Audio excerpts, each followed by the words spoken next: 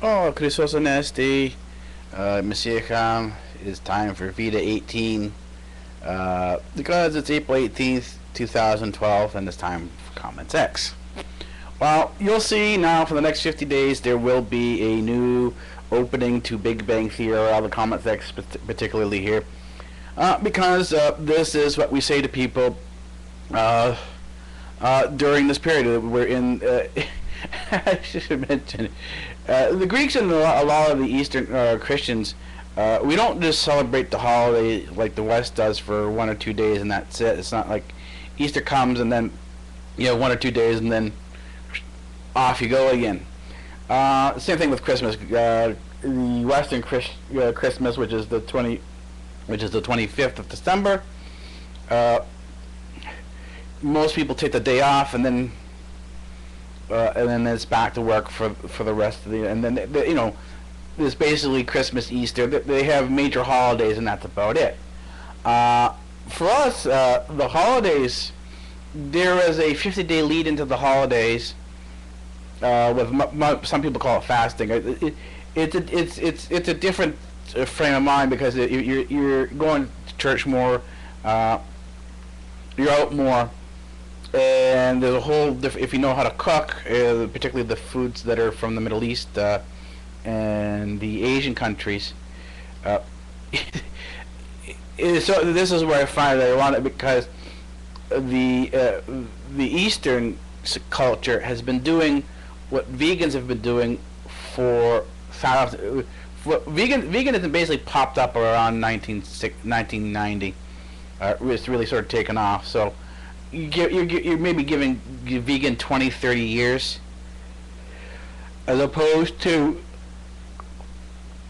a culture that has had vegetarian as part of their standard diet on a regular basis for thousands of years. And so the amount of food that there is, if you know how to cook, and I do know how to cook,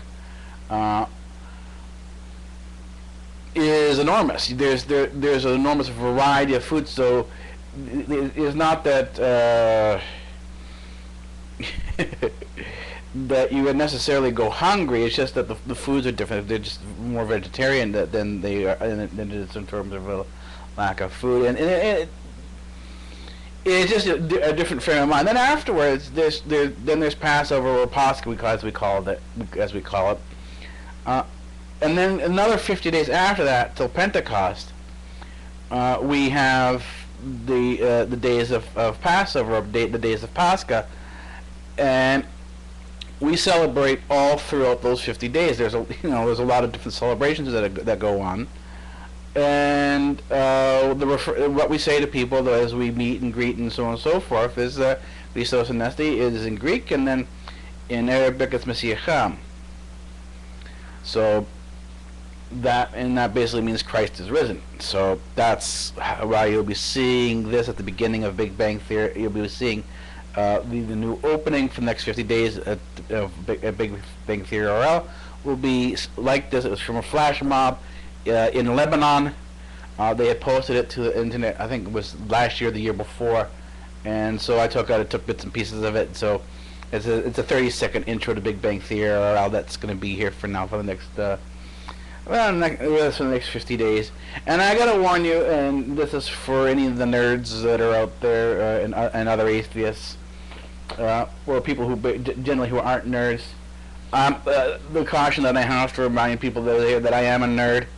A nerd of I'm what I could call it a high order nerd. I guess call them nerds to varying degrees, and I'm an nth degree nerd. And if you don't understand your mathematics, again, that's the nth degree nerd is another nerd reference. Because you could be primarily a reading nerd and stuff like that, or a literary nerd, and you do a lot of reading. Most of your work is most of the work you do is in English literature. Then there are the history nerds, there are music nerds, there are drama nerds. There are a whole variety of different nerds of types of nerds in Greek who are on the lower orders, and their primary thing is reading. And then as you go up the scale, you get into the science and technical, like mathematics and stuff like that. And the highest level, the nth degree nerd, would be the type who are like Sheldon Cooper in astrophysics, where in astrophysics, your nerddom, your nerd degree, your nth degree nerd, what makes you the nth degree nerd is that from astrophysics and quantum mechanics, you can then reach all the other areas of study. In other words, you've reached the pinnacle of nerddom in astrophysics with a background in quantum physics, because you can reach it any point in nerddom from there. And I've gone down that path. And I said I'm in great company with Einstein and Sir Isaac Newton, both of whom believed in God. So I don't really find a conflict with this. Matter of fact, I said I've seen enough now that I'm moving to create to bring out the Omega construct. But the Omega, these things, because these are existential understandings, or look into our existential mindset. It's not going to be something that's easy. It's not going to be something that's short either. It's going to be fairly typically nerdy. So I got to put this little caution. You'll start seeing here, start seeing a caution nerd on YouTube. And I'm not sort of joking. This is not simply about my personality, although it is part of my personality. I am a nerd. I am a geek.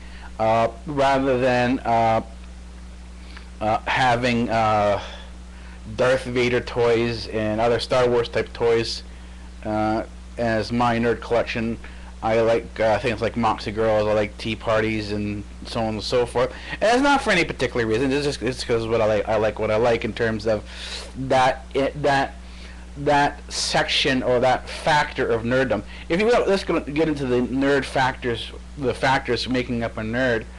There's your primary area of study, your primary area of interest, and then there are the side distraction or your toys. And there are a variety of different type of toys out there that you could be into. Is that you have some animes, some nerds are into anime. Well, most of them are into anime, anyways, or at least know of anime, and have either know about an anime con or have been to an anime con. And then there's the nerds who are into comics. Then in the comic book nerds, you have you have your fanboy and fangirl for the various different superheroes.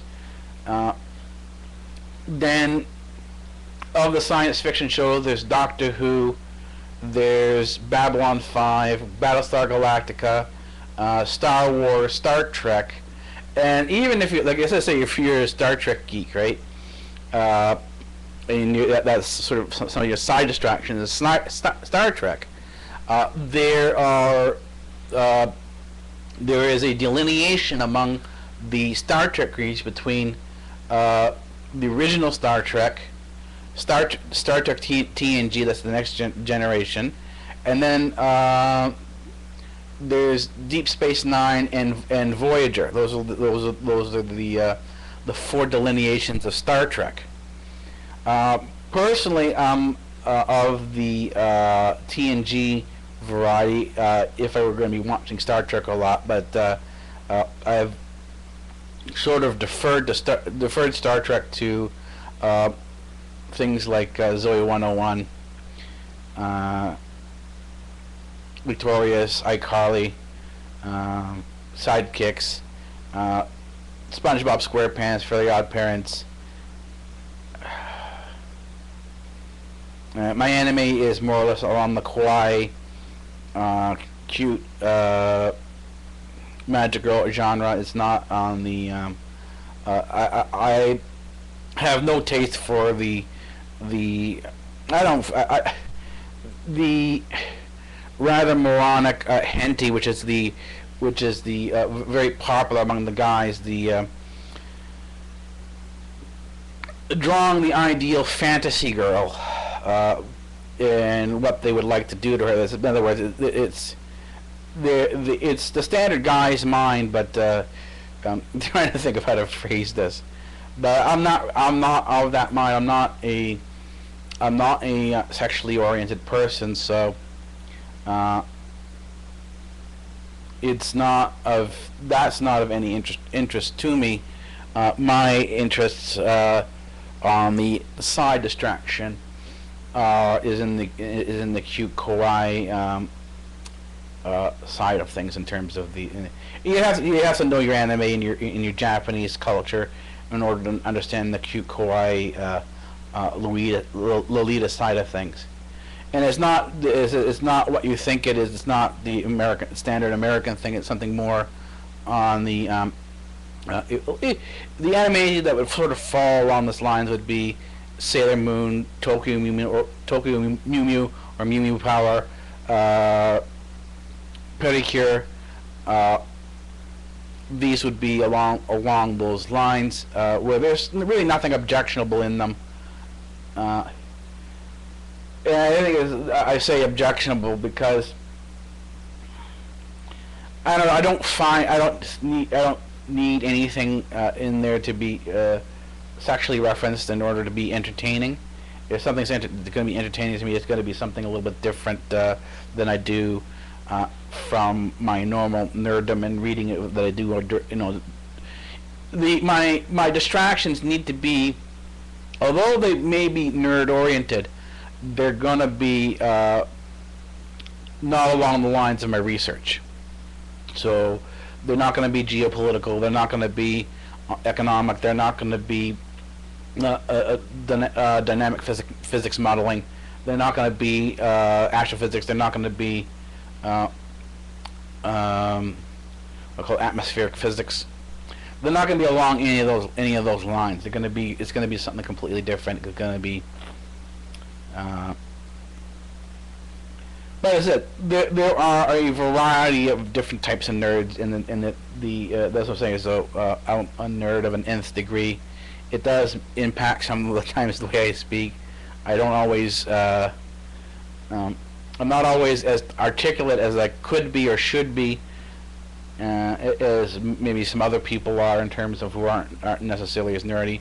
I kind of explain my nerdy disposition in terms of the way I speak. A large chunk of it has to do is if you're doing a lot of reading and writing, and this is where Big Bang Theory comes in, Big Bang Theory RL comes into play, is that when you're doing a lot of reading and writing, a lot of your thoughts and actions are in your mind and in your imagination, and you don't really physically bring that out.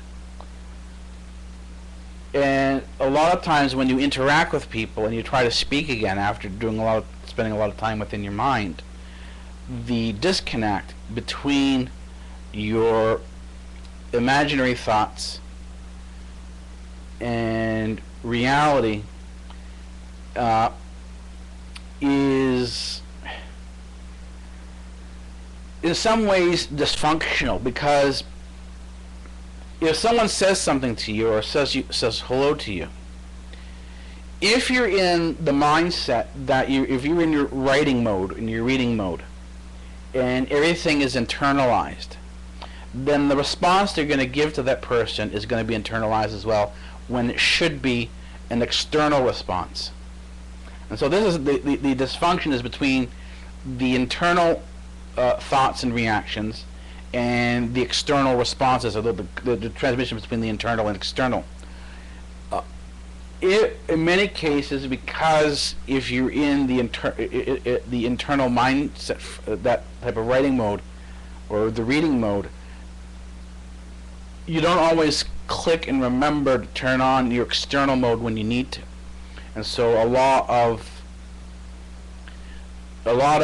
your external reactions to people are often delayed or come out in a way that you don't anticipate them to come out as. So something can come out as an insult or horribly stated, where you've said something maybe inappropriate, but not because that you actually didn't say something important. It's just the way it came out, it was perceived as being inappropriate, and because you're internal, you're thinking in your mind, you don't make the connection that somebody has sort of not taken what you had said the way you intended it to be said, simply because the internal intention, the mental intention never is transmitted to the external. And so that's sort of my geekdom. That's sort of my nerddom, and it's going to be present here on this channel because this is what it's for. It's for me to go from reading and writing to being able to write my essays, to write my papers on the fly as I'm saying them out now. And so the only way to do this is just to get up there and start doing this unedited, unraw, and in your lab books, because this is a lab book, you don't erase any of your mistakes. You allow the mistakes to be open and seen, and you just sort of the next time you try to correct it, and you make this a point that you sort of need to correct things as you go along. But that thing being said, I am working on the Pascha videos. I've got enough of the stuff done. They're now on the they're now in the editing bay. I do have some work to do on it because a large chunk of the service is candlelit, and I don't know if you know, for those of you who do know about filming and videotaping, know you need a lot of light in order to film properly. Otherwise, you're going to have to do a lot of color correcting, a lot of brightness boosting, picture boosting. So the editing is going to be very, very difficult to do because I have to get shots that were done in a candlelight vigil to the proper lighting levels so that they can be seen. But that's going to be a challenge. That's going to be an issue for you know, for another particular point in time. Well, another point, but as I go along and doing this. And I got a couple of bits of work. I was supposed to vlog Sunday at the house I went over to my Thea's house there. And the thing is, I have a lot of Theas in church. I have a lot of Theas. I have a lot of Yayas. I have a lot of Papus, and Theos. The more you start hanging out in church, the more the people in church become your family. This is sort of the way the Greeks are, and the relationship that you have with them are as Theo and Thea, Papu and Yaya, or if they're Arabic, it's Jiddu and Sittu.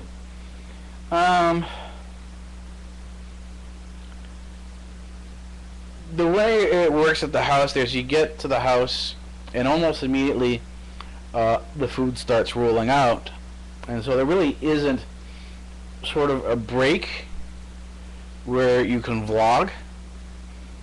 And so I didn't get it between all the eating that was going on Sunday.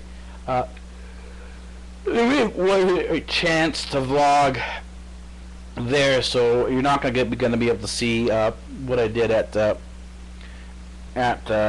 my Thea's house.